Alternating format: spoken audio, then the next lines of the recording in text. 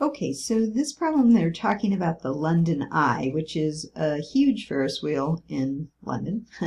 And it says the London Eye is a huge Ferris wheel with a diameter of 135 meters.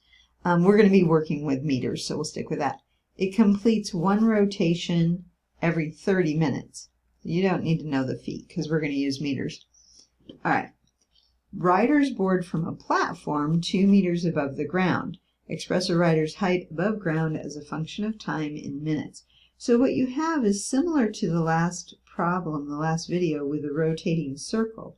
So you have, this giant circle, and it's 2 feet off the ground. 2 meters off the ground. Okay.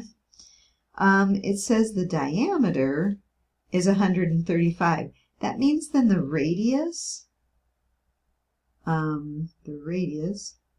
is 67.5.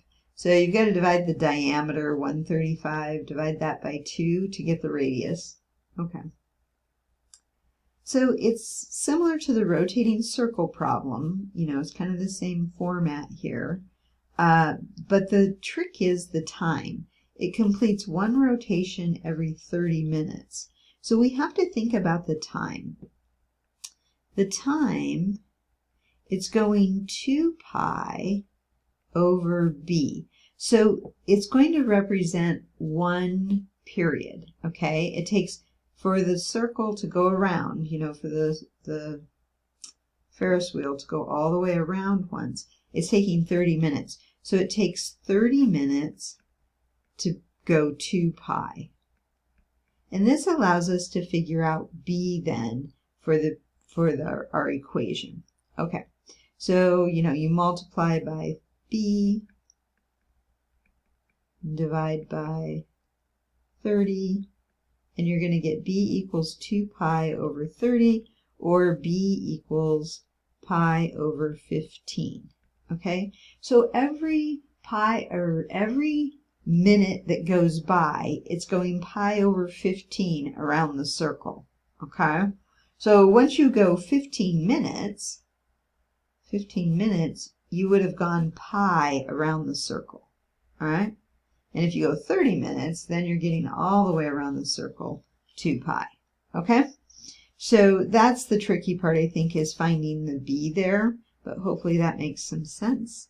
And so we know what a is. It's going to be very similar to the last problem, where we have this, we're 2 feet off the ground, we're 2 feet off or 2 meters off the ground, I keep saying that, and then we're going up to this point.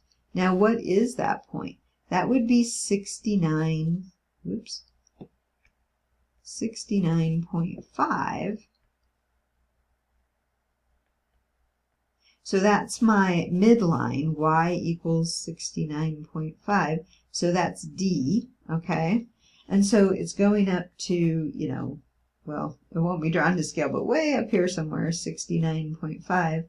And then it's going to go even higher up here, which is going to be 137 meters. So way up there, I can't even draw it. My graph's too low or too high. Let me see if I can draw it a little better.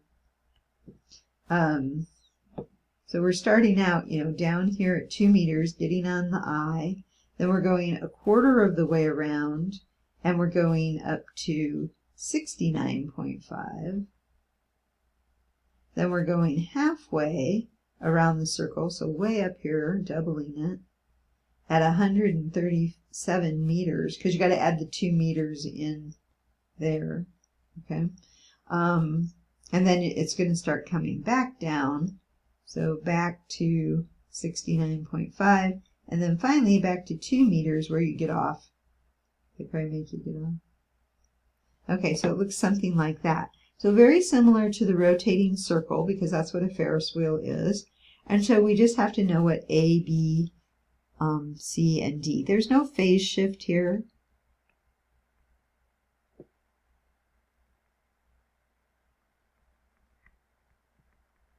That's the form, no phase shift.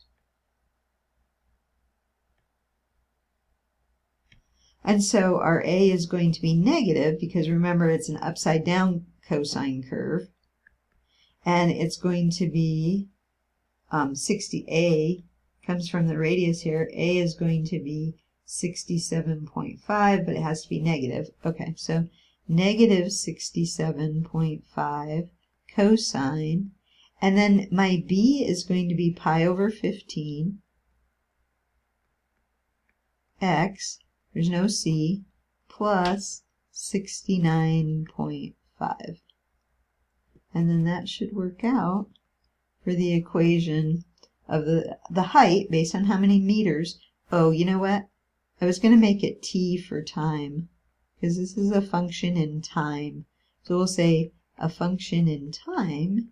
This will let me write it a little bit better. 67.5 cosine pi over 15 t.